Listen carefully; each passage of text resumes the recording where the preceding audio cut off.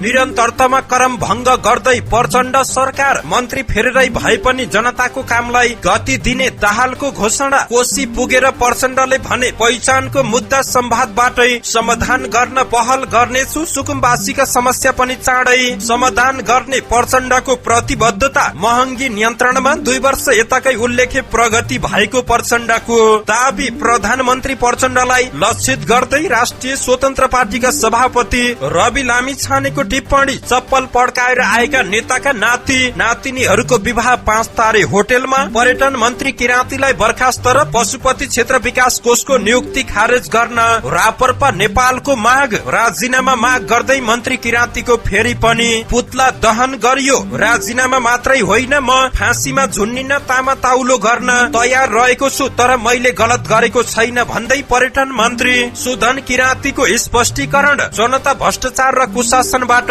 दिक्क भए 2046 साल यताको सम्पत्ति छानबिन गरौं भन्दै कांग्रेसका महामन्त्री गगन थापाको माग। उद्घाटन र शिलान्यासमा नजाने घोषणा गर्नुस् भन्दै प्रचण्डलाई गगन थापाको सुझाव। कांग्रेसमा वरिष्ठ नेताको बारेमा कसैले टेन्सन लिनु नपर्ने बानियाको तर्क। प्रधानमन्त्री प्रचण्डकै अगाडि कोशीका मुख्यमन्त्री कार्कीले भने अधिकार नदिए संघर्षमा उत्रने चेतावनी। नियमनकारी निकाय कब्जा गरेर नीतिगत रूपमा चरम भ्रष्टाचार भइरहेको छ भन्दै सांसद डाक्टर स्वर्णिम वाग्लेको टिप्पणी। संक्रमणकालीन न्यायसँग सम्बन्धित विषय सहमतिबाटै टुंग्याउनु पर्ने कानून मन्त्री धनराज गुरुङको भनाई। विदेशी सहयोगको सही सदुपयोग गर्नुपर्ने सभामुख देवराज घिमिरेको तर्क। सरकारी कार्यालयले टिकटक अकाउन्ट खोल्नु पर्ने। काठमाडौँ महानगरका विद्यालयले अब डिआई राख्न नपाउने। नाकले लेखेको दर्शन केसीको पुस्तक दर्शन विमोचन गिनिज बुकमा नाम लेखाउने तयारी। अपाङ्गता भएकै कारण आफ्नो नाकैले लेखेर विश्व रेकर्ड गराउने जानकारी। जुम्लामा 54,000लाई टाइफाइडको खोप दिइने अदालत लैजाँदै गर्दा अभियुक्त फरार भएको जानकारी। वैदेशिक रोजगार विभागमा मेन पावर व्यवसाय कुटिए। कुवेतमा आफू ठगिएको महिलाको आरोप। आर्थिक अभावमा उपचार गर्न नसकेर मुक्तिकला 1 वर्षदेखि घरमै थला परिन्। सहयोगको लागि आग्रह गरियो। साउदी अरबमा मदिरा उत्पादन तथा ओसार पसार अभियोगमा 296 जना नेपाली जेलमा। कम्पनी छोडेर भाग्नेको संख्या बढेको जानकारी। अपरेसन थिएटरका बिरामीलाई डाक्टरले मुक्क प्रहार गरेपछि चीनमा भयो व्यापक आलोचना। युद्ध अन्त्य नभएसम्म थप बन्दकलाई रिहाई नगर्ने हमासको चेतावनी। दर्शक महानुभाव नमस्कार, तपाईँ हेर्दै हुनुहुन्छ नेपाल पोस्ट। म गोविन्द चपागाई। आज मिति विक्रमसम्म 2080 पुष महिनाको 7 गते शनिबार। यसपछि 2023 डिसेम्बर 23 तारिक। यसै गरी आज मक्सिर शुक्ल एकादशी तिथिसँगै मोक्षदा एकादशी गीता जयन्ती पनि रहेको छ। दर्शक महानुभाव सदा चाहिँ आज पनि उपस्थित भएका छौं। विशेष गरी देशको पछिल्लो राजनीतिक अवस्था के कस्तो रहेको छ त विभिन्न नेताहरूको भागदौड सँगै टीका टिप्पणी, देश तथा विदेशमा घटेका घटना लगायत आज दिनभरि कहाँ के हुँदैछ त सम्पूर्ण जानकारीहरू लिएर यहाँ सामु उपस्थित भएका छौं। दर्शक महानुभाव, हामी प्रति कुनै प्रतिक्रिया रहेका छन् भने कृपया तलको कमेन्ट बक्समा आफ्नो प्रतिक्रिया उल्लेख गर्न सक्नुहुन्छ। तपाईको प्रतिक्रियालाई मनन गर्दै अगाडि बढ्नेछौं। सकेसम्म देशैभरिका अपडेटलाई समेट्ने कोसिस गर्नेछौं। समाचार समय अवधिसम्म हामी सँगै रहनुहोला। शुभ बिहानी सँगै समाचारको दैलो उखारौं। निरन्तरतामा क्रम भंग गर्दै सरकारलाई गति दिने घोषणा गरेका प्रधानमन्त्री पुष्पकमल दाहाल प्रचण्डको भनाई प्रसंगबाट। प्रधानमन्त्री पुष्पकमल दाहाल प्रचण्डले आफूले सधैँ निरन्तरतामा क्रम भंगताको कुरा गरेको भन्दै अब नयाँ ढंगले कामलाई अगाडि बढाउने दाबी गरेका छन्। तपाईहरूलाई थाहा छ, मैले जहिले पनि निरन्तरतामा क्रम भंग गर्दै विकास गर्ने कुरा गर्दै आएको छु। उनको भनाई रहेको छ, 10 गते मेरो 1 वर्ष पूरा हुन्छ। 10 गतेका दिन नै म राष्ट्रको नाममा सम्बोधन गर्नेछु। 11 गतेबाट नै जनताको कामहरू अगाडि लाने मैले प्रतिबद्धता व्यक्त गरेको छु। जनतासँग माओवादी विशेष रूपान्तरण अभियान अन्तर्गत मोरङको मिक्लाजुङ गाउँपालिका 5 मा शुक्रबार आयोजित आम सभालाई सम्बोधन गर्दै दाहालले नयाँ ढंगले कामलाई गति दिने प्रतिबद्धता व्यक्त गरेका छन्। आफूले प्रतिबद्धता व्यक्त गरेर सहमति जनाएका काम कतिपय मन्त्रालयले पूरा नगरेको उनको भनाई रहेको छ। सहमति पूरा नगर्ने मन्त्रालयका मन्त्री फेरेर कामलाई अगाडि बढाउने दाहालको भनाई रहेको छ। दाहालले सुशासन, सामाजिक न्याय र समृद्धिको पक्षमा तथा राष्ट्रिय र अन्तर्राष्ट्रिय रूपमा नेपालको प्रतिष्ठा बढाउने कुरामा आफूले धेरै भूमिका खेलेको दाबी समेत गरेका छन्। कोशी प्रदेशको पहिचान र नामाकरणको विषयमा जनताले गरेको चिन्ता आफूलाई राम्रोसँग थाहा भएको बताएका छन्। सबैको पहिचान र अधिकारको लडाई लड्नुपर्छ भनेर नेतृत्व गर्ने पार्टी एवं त्यसको नेताको हैसियतले यहाँका जनताको चिन्ता र चासोलाई सबै दलसँग एवं आन्दोलनरत पक्षसँग संवाद गरेर सकारात्मक ढंगले समाधान गर्न मेरो पहल रहेको छ। दाहालको भनाइ रहेको छ। सड़क निर्माणको अधुरो सपना पूरा गर्ने पनि आफूले पहल गर्ने दाबी गरेका छन्। मोरङको पथरी शनिश्चरेमा सुकुम्बासीको निकै ठूलो समस्या रहेको छ, यो मैले बुझेको छु। दाहालको भनाइ रहेको छ। यो पटक सुकुम्बासी समस्या समाधान गर्न ऐनमा भएका बाधा फुकाउने र लालपूर्जा बनाउने प्रक्रिया शुरू गरिसकेको छु। देशभरकै सुकुम्बासी समस्या समाधान हुँदैछ। सरकारले खरिद गरेको दूधको बाँकी पैसा तिर्ने वातावरण बनाउन पहल गर्ने प्रतिबद्धता पनि प्रचण्डले गरेका छन्। दूधको बाँकी ऋण तिर्न र सहुलियतमा ऋण उपलब्ध गराउन पहल गर्ने विश्वास दिलाउँछु। दाहालले भने शान्ति प्रक्रियाका बाँकी काम सकिने बित्तिकै मेक्लाजुङको ऐतिहासिक महत्वलाई ध्यान दिँदै स्मारक बनाउने प्रतिबद्धता पनि गरेका छन्। दाहालले विभिन्न राजनीतिक दलका नेता र सरकारवालाहरूसँग संवाद गरेर पहिचानवादीहरूको मुद्दा समाधान गर्ने बताएका छन्। माओवादीले जनयुद्ध कालमा सबै उत्पीडित वर्ग, जाति, क्षेत्र, लिङ्ग, समुदायको पहिचान र अधिकारको लडाई लडेको दावी गर्दै पहिचानको मुद्दा समाधान गर्न सरकारले पहल गर्ने पनि प्रतिबद्धता गरेका छन्। प्रधानमन्त्री पुष्पकमल दाहाल प्रचण्डले 1 वर्षको अनवरत प्रयासपछि अर्थतन्त्रका अधिकांश सूचकहरूमा राम्रो प्रगति देखिएको दावी गरेका छन्। मोरङ व्यापार संघद्वारा आयोजित उद्योग व्यापार मेला एक्सपो 2023 को उद्घाटन समारोहलाई हिजो विराटनगरमा सम्बोधन गर्दै उनले यस्तो तर्क गरेका हुन्। सामाजिक न्याय, सुशासन र समृद्धिको प्राथमिकता सहित अगाडि बढिरहेको वर्तमान सरकार अर्थतन्त्रका चुनौतीहरू सम्बोधन गर्दै समृद्धिको यात्रालाई गति दिन निरन्तर क्रिया रहेको छ। जति बेला मैले सरकारको नेतृत्व लिएको थिएँ त्यति बेला देशको अर्थतन्त्र निकै अप्ठ्यारो परिस्थितिमा रहेको थियो। उनले 1 वर्षको अनवरत प्रयास र निजी क्षेत्रको सहयोगमा अर्थतन्त्रमा क्रमशः सुधार आइरहेको उल्लेख गर्दै महँगी नियन्त्रणका दृष्टिले यति बेला देश 2 वर्ष यताकै प्रगतिमा रहेको दावी गरेका छन्। राष्ट्रिय स्वतन्त्र पार्टीका सभापति रवि लामिछानेले अहिलेसम्म चुनाव जितेका नेताहरूले मात्रै जितेको र जनताले हारेको टिप्पणी गरेका छन्। स्याङ्जाको भिरकोटमा आयोजित पार्टीको कार्यक्रममा सम्बोधन गर्दै उनले यस्तो तर्क गरेका हुन्। उनले अहिले देश र जनताले हारेको टिप्पणी गरेका छन्। देश र जनताले हारेको कुरा काठमाडौँको त्रिभुवन अन्तर्राष्ट्रिय विमानस्थलबाट दिनौं हजारौंको संख्यामा युवाहरू विदेश पलायन भएको दृश्यले देखाएको उनको भनाइ रहेको छ। उनले हिजो चप्पल पड्काए आएका नेताका छोराछोरी र नाति नातिनाहरूको आज 5 तारे होटलमा विवाह व्रतबन्ध र भोजभतेर गर्न सक्ने भएको र जनतामा आफ्नो उपचार गर्नको लागि घरबार बेचेर छोराछोरी विदेश पठाउन बाध्य भएको लामिछानेले दावी गरेका छन्। राप्रपा नेपालले संस्कृति पर्यटन तथा नागरिक उड्डयन मन्त्री सुदन किराँतीलाई तत्काल बर्खास्त गर्न माग गरेको छ। हिजो बसेको केन्द्रीय सचिवालय बैठकले किराँतीले संविधान विपरीत धार्मिक र साम्प्रदायिक विद्वेष फैलाउने खालको अभिव्यक्ति दिएको भन्दै उनलाई बर्खास्त गर्न माग गरिएको छ। सनातन धर्मावलम्बीहरूलाई अपमान गर्ने मन्त्री किराँतीको अभिव्यक्ति कदापि स्वीकार्य नहुने राप्रपा नेपालको निष्कर्ष रहेको छ। यसैगरी राप्रपा नेपालले पशुपतिनाथ मन्दिरको संरक्षण र सम्वर्धन गर्ने जिम्मेवारी बोकेको पशुपति क्षेत्र विकास कोषको कार्यकारी निर्देशक पदमा गैर सनातनी र विधर्मी व्यक्तिलाई मनोनित गर्ने सरकारको निर्णय आपत्तिजनक रहेको पनि बताएको छ। सरकारले पशुपति क्षेत्र विकास कोषको कार्यकारी निर्देशकमा लक्ष्मी पुनलाई नियुक्त गर्ने निर्णय गरेको थियो। यसैगरी नेपाली कांग्रेस समर्थित नेवी संघले संस्कृति पर्यटन तथा नागरिक उड्डयन मन्त्री सुदन किराँतीको राजीनामा माग्दै पुतला दहन गरेको छ। सानो थिमी क्याम्पसमा नेवी संघका केन्द्रीय नेताहरूले मन्त्री किराँतीको धार्मिक सद्भाव भड्काउन खोजेको र समाजमा अराजकता फैलाउने भन्दै पुतला दहन गरेका छन्। धार्मिक सद्भाव भड्काउने गैर जिम्मेवार अभिव्यक्ति दिएको भन्दै पुतला दहन गरेको सानो थिमी क्याम्पसका एकाइ अध्यक्ष एन्जोर कार्कीले जानकारी दिएका छन्। पुष्पकमल दाहाल प्रचण्डले तत्कालै मन्त्री किराँतीलाई बर्खास्त गर्नुपर्ने कार्कीले बताएका छन्। धार्मिक स्वतन्त्रतामा खलल पुर्याउने कसैलाई छुट रहेको छैन, त्यसैले पुष्पकमल दाहाल प्रचण्डले तत्कालै मन्त्री किराँतीलाई बर्खास्त गर्नुपर्ने उनको भनाइ रहेको छ।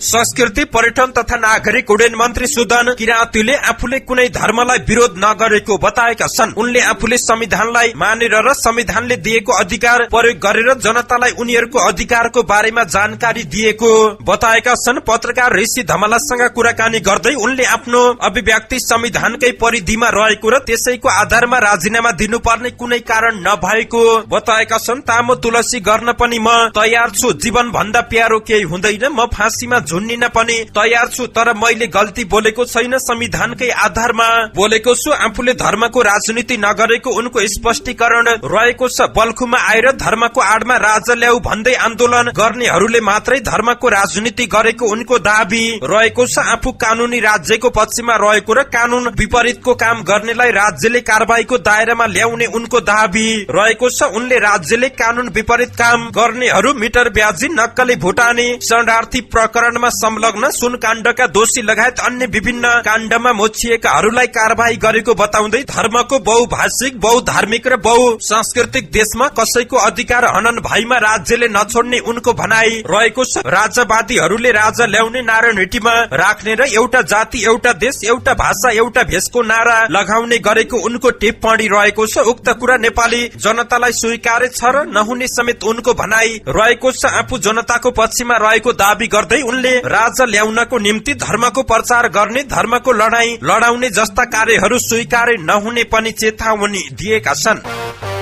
सत्तारूढ़ दल नेपाली कांग्रेसका महामन्त्री गगन थापाले जनता भ्रष्टाचार र कुशासनबाट दिक्क बनेको बताएका छन्। यसका लागि उनले 2046 सालसम्म अहिलेसम्म पदमा बसेर अनियमितता गर्नेहरूको सम्पत्ति छानबिन गर्नुपर्ने माग गरेका छन्। शुक्रबार उदयपुरको कटहरीमा भएको पार्टीको कार्यक्रममा उनले सम्पत्ति छानबिनको लागि शक्तिशाली आयोग गठन गर्नुपर्ने बताएका छन्। अहिले संसदमा एउटा ऐन छलफलमा रहेको छ। 2046 सालपछि पदमा बसेको जो हो, जसले अकुत सम्पत्ति कुम्लाएर बसेको छ, त्यस्तो व्यक्तिको सम्पत्ति छानबिन हुनुपर्छ भनेर मैले आफै एउटा शक्तिशाली आयोग गठन गर्न प्रस्ताव गर्न लागेको छु। फरक प्रसंगमा थापाले सिंहको पार्टी चुनावमा लड्ने मेसिन जस्तो हुन थालेको बताएका छन्। कांग्रेस भित्र पार्टीको आन्तरिक चुनावले आपसी सद्भाव हराएको भन्दै उनले अरूसँग भिड्नु पर्ने कांग्रेस एक आपसमा भिडेर बसिरहेको उल्लेख गरेका छन्। थापाले मिश्रित निर्वाचन प्रणाली वर्तमान नेपालको आवश्यकता भएको उल्लेख गरेका छन्। समानुपातिक निर्वाचन प्रणाली आवश्यक भए पनि नेताले खल्तीबाट नाम झिकेर सांसद बनाउने चलन नचाहिएको थापाको भनाई रहेको छ। महामन्त्री थापाले तलदेखि माथिसम्म नेपाली कांग्रेसको सरकार भए पनि जनता खुशी हुन नसकेको भन्दै तीनवटै तहका सरकारले नागरिकले अनुभूत हुने गरी परिणाम दिनुपर्ने मत राखेका छन्।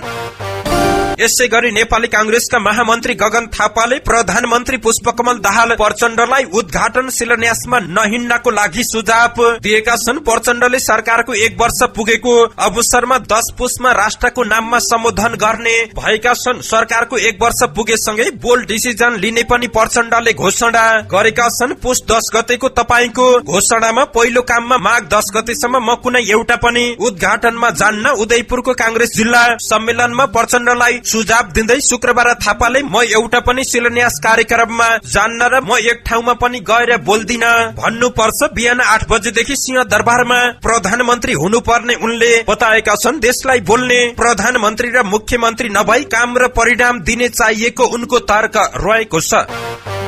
नेपाली कांग्रेसका बागमती प्रदेश सभापति इन्द्र बानियाले पार्टीको वरिष्ठ नेताको बारेमा कसैले चिन्ता लिनु नपर्ने बताएका छन्। शुक्रबार काठमाडौँमा कांग्रेस बागमती प्रदेशको पत्रकार सम्मेलनमा उनले यस्तो बताएका हुन्। वरिष्ठ नेताको विषयमा पार्टीले कुनै निर्णय नगरेको पनि उनले स्पष्ट पारेका छन्। प्रदेश सम्मेलनमा वर्तमान मर्यादाक्रम अनुसार नै आसन ग्रहण गराइने उनको भनाई रहेको छ। पार्टी एकता हुँदा तत्कालीन सभापति गिरिजा प्रसाद कोइरालाले कांग्रेसको माइन्युट मार्फत नै शेरबहादुर देउवालाई वरिष्ठ नेता भनेको उल्लेख गरेका छन्। त्यसपछि देउवा पार्टी सभापति हुँदा माइन्युट गरेरै रामचन्द्र पौडेललाई वरिष्ठ नेता तोकेको उनले सुनाएका छन्। त्यसबाहेक पार्टीको विधान अनुसार कसैलाई पनि वरिष्ठ नेता नतोकिएको उनले स्पष्ट पारेका छन्। कोशी प्रदेशका मुख्यमन्त्री केदार कार्कीले प्रदेशलाई संविधान प्रदत्त अधिकार हस्तान्तरण गर्न आलटाल भई संघर्षमा उत्रने चेतावनी दिएका छन्। सुनसरीको भोकरा नरसिंह गाउँपालिकामा निर्माण भएको 400 केभीए को विद्युत प्राधिकरणको सब स्टेशन उद्घाटन समारोहमा कार्कीले सोही कार्यक्रममा प्रमुख अतिथि रहेका पुष्पकमल दाहाल प्रचण्डको ध्यान आकर्षण गराएका छन्। संविधानमा पाएको अधिकार हस्तान्तरण गरी तीनै तहको सरकारलाई सहकार्यका साथ काम गर्ने वातावरण बनाइदिन म प्रधानमन्त्री ज्यू समक्ष आग्रह गर्दछु। कार्कीले भने अधिकार हस्तान्तरण नभई सदन र सड़कबाट संघर्ष गर्नेछु। कार्कीले संघीय सरकारबाट पारित भई आउनुपर्ने ऐनहरू चाँडो अघि बढाउन पनि आग्रह गरेका छन्। राष्ट्रिय स्वतन्त्र पार्टीका उपसभापति एवं सांसद डाक्टर स्वर्णिम वाग्लेले नियमनकारी निकाय कब्जा गरी नीतिगत रूपमा चरम भ्रष्टाचार भइरहेको टिप्पणी गरेका छन्। शुक्रबार डाक्टर दिल्लीराज खनालले वैदेशिक सहयोगको प्रभावकारिता आधारित रहेर लेखेको पुस्तक विमोचन कार्यक्रममा सांसद वाग्लेले नेपालमा नीतिगत सेटिङको आधारमा नियुक्ति समेत किनबेच हुने गरेको दावी गरेका छन्। उनले यस्तो देशमा वैदेशिक सहायता दिने देशहरूले वित्तीय पारदर्शिता बाँध्नु पर्ने बताएका छन्। वैदेशिक सहायता दिने निकायहरूले वित्त शर्त, वित्त अनुशासन र पारदर्शितामा नबाँधे अझ बढी भ्रष्टाचार बढ्ने उनको दावी रहेको छ। सांसद वाग्लेले अहिले कागज मिलाएर अरबौंको भ्रष्टाचार गर्ने काम भइरहेको दावी गरेका छन्। उनले ठेकेदार, नेता र कर्मचारीको मिले मोतोबाट नियुक्ति, किनबेच, नीतिगत कब्जा र पूर्वाधार निर्माणमा समेत भ्रष्टाचार भइरहेको बताएका छन्। उनले भने देशै भत्ताभुङ्ग भएको बेलामा केहीले त बाँध्नु पर्यो नि, नभए यहाँ हरेक नियुक्तिदेखि बेचबिखन हुने, कागज मिलाएर अरबौंको भ्रष्टाचार गर्ने देशमा ठेक्कापट्टाको कुरै नगरौं। सबैतिर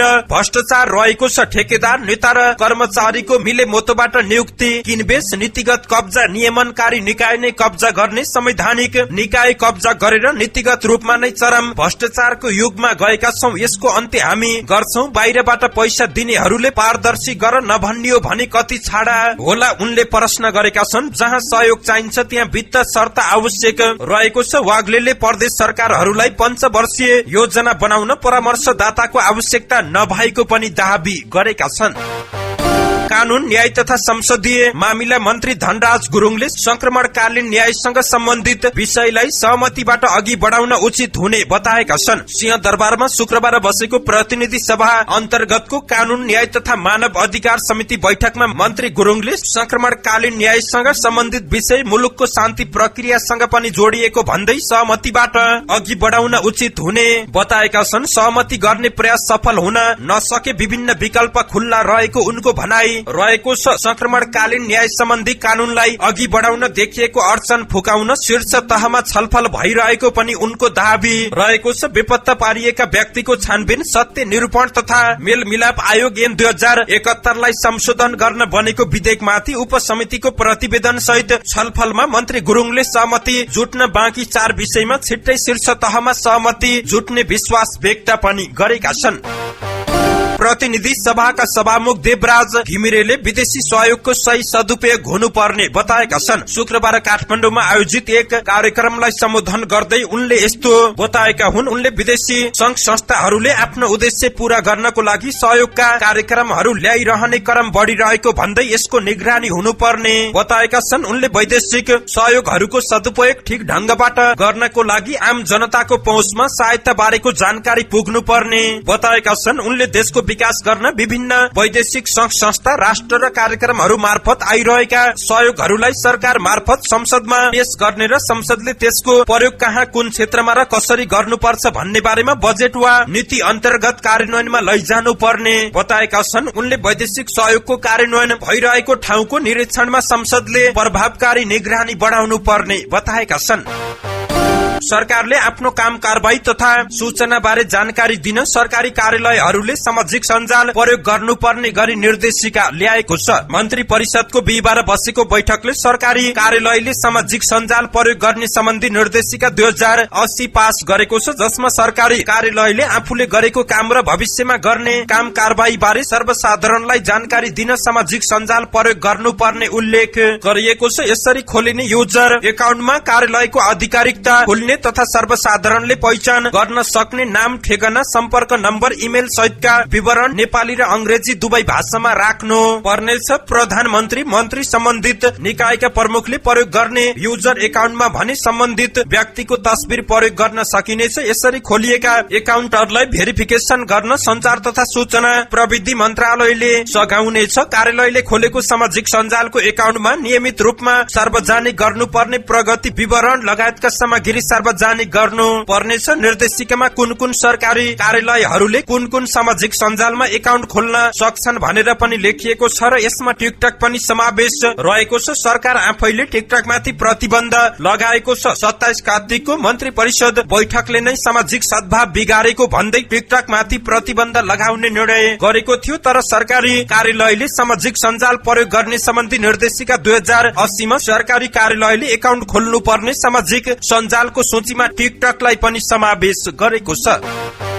काठमाडौँ महानगरपालिका भित्र रहेका विद्यालयले अब अनुशासन इन्चार्ज डिआई राख्न नपाउने भएका छन्। महानगरपालिकाको शिक्षा विभागले निकालेको विज्ञप्तिका अनुसार अबदेखि विद्यालयले डिआई राख्न नपाउने भएका छन्। विद्यालयमा राखिएका डिआईले भय सिर्जना गराउने, मनोवैज्ञानिक रूपले नकारात्मक प्रभाव पार्ने र शारीरिक सजाय दिने गरेको समेत गुनासो आएसँगै यस्तो निर्णय गरेको महानगरका शिक्षा अधिकारी सीताराम कोइरालाको भनाई रहेको छ। महानगरले विद्यार्थी मैत्री सिकाइ वातावरण सिर्जना गर्न विद्यालयमा अनुशासन इन्चार्ज राख्ने व्यवस्था नगर्न र नगराउन सूचित पनि गरेको छ।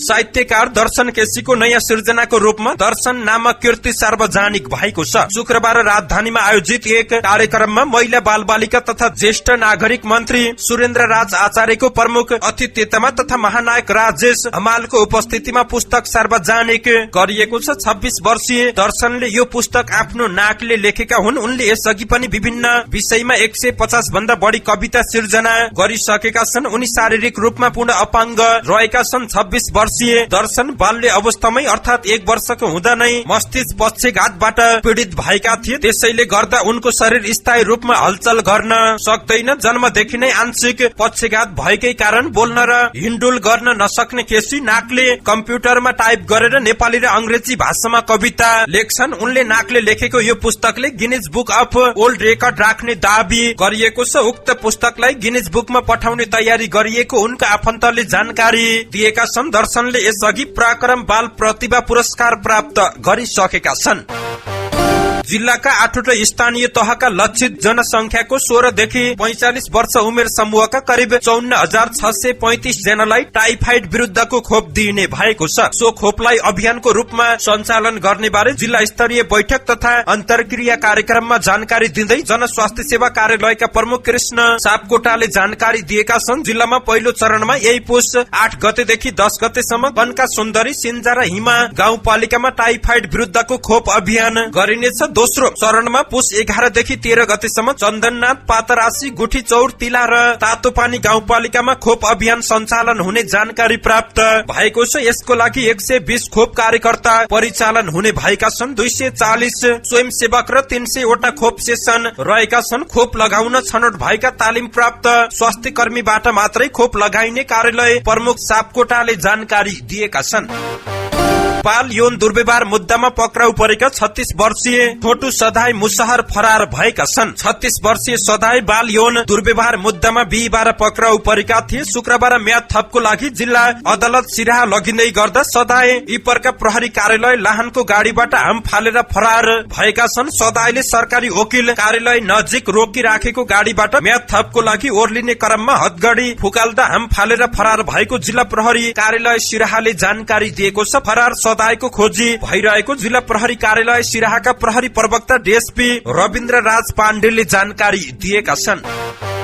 वैदेशिक रोजगार विभाग परिसर भित्रै एक मेन पावर व्यवसायी माथि कुटपिट भएको छ। वैदेशिक रोजगारीको लागि कुवेतबाट फर्किएकी एकजना महिलाले मेन पावर व्यवसायी माथि कुटपिट गरेको जानकारी प्राप्त भएको छ। केपी इन्टरनेशनल ओभरसिजका सञ्चालक निर्मल राय अमात्यमाथि कुटपिट भएको छ। यो विषयमा वैदेशिक रोजगार व्यवसायी संघले आपत्ति जनाएको छ। कुवेतमा आफू ठगिएको भन्दै ती महिलाले वैदेशिक रोजगार विभागमा उजुरी दिएकी थिइन्। त्यही उजुरी उपर छलफल गर्न भनी विभागको कक्षमा उपस्थित भई उजुरीको बारेमा छलफल हुँदै गर्दा उजुरीकर्ताका मानिस हौ भनी विभिन्न अपशब्द प्रयोग गरी सञ्चालक आमात्यलाई हातपात कुटपिट र गाली गलोज गरेका हुन्। नेपाल वैदेशिक रोजगार व्यवसायी संघका अनुसार छलफल चलिरहेकै बेला ती महिला र उनीसँगै आएका मान्छेहरूले गाली गलोज कुटपिट र हातपात गरेका छन्। संघले विभागभित्र यस्तो गैर कानूनी कार्य गर्नेहरूलाई कुनै पनि कारबाही नगर्नु गम्भीर र आपत्तिजनक रहेको जनाएको छ। गैर कानूनी कार्य गर्नेहरूलाई कडा भन्दा कडा कानूनी कारबाही गर्न समेत माग गरिएको छ। संघका अध्यक्ष राजेन्द्र भण्डारीले ती महिलालाई मेन पावर व्यवसायीले आफ्नै खर्चमा टिकट काटेर नेपाल ल्याएको बताएका छन्। तर विभागमा छलफल भइरहेकै बेला मान्छेहरू बोलाएर कुटपिट गरिएको उनको आरोप रहेको छ। हिमाली जिल्ला डोल्पाको त्रिपुरा सुन्दरी नगरपालिका 1 स्थित करेली काँडाकी 51 वर्षीय मुक्तिकला बोहरा बिरामीले थला परेकी छिन्। 1 वर्षदेखि दम र निमोनियाले थला परेकी बोहराको आर्थिक अभावको कारण उपचार हुन सकेको छैन। घरको आर्थिक अवस्था कमजोर भएर उपचार गर्न नसकेपछि उनी जीवन मरणको दोधासमा बाँचिरहेकी छिन्। 10 वर्ष अघि नै श्रीमान बितेपछि घरमा सबै जिम्मेवारी मैले नै सम्हाल्दै आएको थिएँ। अहिले बिरामीले थला परेकी छु। आम्दानीको कुनै स्रोत नभएकाले अस्पताल पनि जान सकेकी छैन। बोहराको गुनासो रहेको छ। उनी 41 वर्षकी हुँदा उनका श्रीमान बितेका थिए। अहिले उनको 9 वर्षको छोरा र 11 वर्षकी छोरी रहेकी छिन्। घरमा कमाउने बाटो केही पनि रहेको छैन। बिहान बेलुकी छाक टार्न नसकिने अवस्था। औषधि कहाँबाट गरौं? घर मुलीले हामीलाई छोडिसक्नु भयो। म विधुवा भए, बच्चा बच्ची टुहुरा भए, के गर्नु? मलाई पनि बिरामीले कुन दिन लैजान्छ केही थाहा छैन। म पनि मरे भनी मेरा बाल बच्चा टुहुरा हुने भए उनले रुँदै गुनासो गरेकी छिन्। एक साता अघि बिरामी परेपछि गाउँबाट चन्दा उठाएर जिल्ला अस्पतालमा उपचार गर्न लगिएको स्थानीय बहादुर बुढाले जानकारी दिएका छन्। डाक्टरले डोल्पामा उपचार नहुने शहरका अस्पतालमा लगेर उपचार गर्नुपर्ने बताएका छन्। घरमा पैसो छैन, अब कसरी अस्पताल लैजाने हो उनको भनाई रहेको छ। बोहराको परिवारको अवस्था नाजुक भएकाले उपचारको लागि आर्थिक सहयोग गरिदिन पनि बुढाले अपील गरेका छन्। पछिल्लो समय साउदीमा रहेका नेपालीहरू विभिन्न प्रलोभनमा परि कानून र नियम विपरीत काम गर्दा जेल पर्ने गरेका छन्। दूतावास रियादमा कार्यरत शरम सहचारी देवेन्द्र कार्कीका अनुसार हालसम्म विभिन्न अपराधमा संलग्न 480 जना नेपाली जेल परेका छन्। तीमध्ये 296 जना मदिरा उत्पादन, सेवन र ओसार पसारमा संलग्न रहेको पाइएको छ। 79 जना लागू औषध ओसार पसारमा जेल परेका छन् भने बाँकी 85 जना चोरी, महिला जिस्काउने र अन्य कसुरमा जेल परेको दूतावासका सहचारी कार्कीले जानकारी दिएका छन्। वैदेशिक रोजगारीको क्रममा साउदी अरेबिया पुगेका नेपालीहरू कार्यरत कम्पनी छोडेर भाग्ने संख्या पनि दैनिक रूपमा बढ़िरहेको पाइएको छ। साथै हाल श्रम सम्झौता भन्दा बढी लोभ गर्ने, जसरी पनि पैसा कमाउन कानून विपरीत काम गर्नेहरू समस्यामा परेपछि कम्पनी छोडेर भाग्ने गरेका छन्। नेपाली दूतावासका अनुसार हालसम्म कम्पनी छोडेर भाग्नेको संख्या 12,000 भन्दा बढी रहेको छ। साउदी अरेबिया पठाउने नेपाली कामदारको कार्यरत कम्पनी तोकिएको काम तथा समयमा तलब सेवा सुविधाको उपलब्ध नगराई नेपालीलाई अलपत्र पार्ने 20 मेन पावरको काम कारबाहीमा दूतावासले रोक पनि लगाएको छ। द्वितीय सचिव टीकाराम उपाध्यायले साउदीमा कार्यरत नेपाली कामदारको मृत्यु संख्या बढ्दो रहेकाले यसलाई रोक्न खानपिन र स्वास्थ्य सुरक्षामा जोड़ दिन पनि आग्रह गरेका छन्। मक्सिर भित्र मात्रै 13 जना नेपालीको ज्यान गएको जानकारी प्राप्त भएको छ। अपरेशन थिएटरका एक बिरामीलाई डाक्टरले मुक्का प्रहार गरेको भिडियो भाइरल भएसँगै चीनमा व्यापक आलोचना भएको छ। चीनको आइएर चाइना समूहको अस्पतालमा उक्त घटना भएको हो। बीबीसीका अनुसार घटना सन् 2019 को डिसेम्बरमा भए पनि हाल त्यो क्लिप भाइरल भएपछि थप आलोचना र बहस भएको छ। मुक्का प्रहारको सीसीटीभी फुटेज आइफोन नाममा चीनिया डाक्टरले गत हप्ता सार्वजनिक गरेपछि यो घटनाले व्यापक चर्चा पाएको छ। चर्चा तथा आलोचना सँगै अस्पतालले डाक्टर तथा चिओ बर्खास्त समेत गरेको खबर बाहिर आएको छ। त्यसरी डाक्टरले मुक्का प्रहार गरेकी बिरामी 82 वर्षीय वृद्ध भएको बताइएको छ। चीनिया भाषा बोल्न नजान्ने, स्थानीय भाषा बोल्ने र टाउको तथा आँखाको नानी चल्मलाउने ती महिलालाई डाक्टरले बुझाउन नसक्दा उनी आक्रोशित भएर मुक्का प्रहार गर्न पुगेको बीबीसीले उल्लेख गरेको छ। गाजा क्षेत्रमा शासन गर्दै आएको हमासले इजरायलले गरिरहेको आक्रमण पूर्ण रूपमा अन्त्य नहुँदासम्म बन्धक बनाइएका थप मानिसलाई मुक्त नगर्ने चेतावनी दिएको छ। युद्ध विराम र बन्धक रिहा गर्ने बारेमा वार्ता भइरहँदा हमासले विज्ञप्ति निकालेर आक्रमण पूर्ण रूपमा अन्त्य भएपछि मात्रै थप बन्धक रिहा गर्ने बताएको बीबीसीले जानकारी दिएको छ। गएको अक्टोबर 7 तारिकमा हमासले इजरायलमा गरेको आक्रमणको क्रममा अपहरणमा परेका भनिएका 240 जना मध्ये 120 जना अझै बन्धक रहेको बताइएको छ। इजरायलले बन्धकहरू मुक्त गर्ने सबैभन्दा उत्तम उपायको रूपमा सैन्य दबावलाई लिएको छ, तर यो उपायले अहिलेसम्म उपलब्धि भने हासिल भएको छैन। इजरायलले अहिलेसम्म 1 जना बन्धक मात्रै मुक्त गर्न सफल भएको छ। यसअघि 1 हप्ता लामो संघर्ष विरामको क्रममा 100 जना भन्दा बढी बन्धक बनाइएका मानिसहरू मुक्त भएका थिए। धन्यवाद। यस्तै ताजा समाचारको लागि नेपाल पोस्ट हेर्दै गर्नुहोला।